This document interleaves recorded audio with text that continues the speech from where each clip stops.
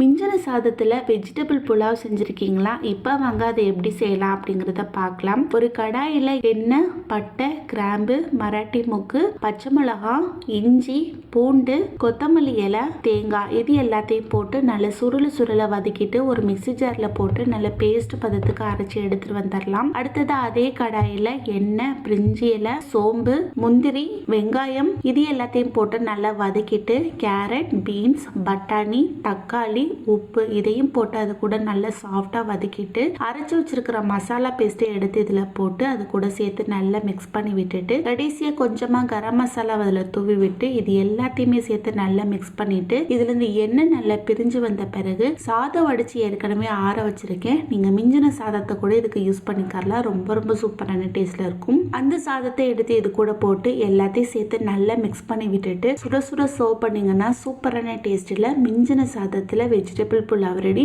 செம்ம டேஸ்டா இருக்கும். இந்த வீடியோட ஃபுல் லிங்க் கொடுக்குறேன், செக் பண்ணி பார்த்துக்கோங்க.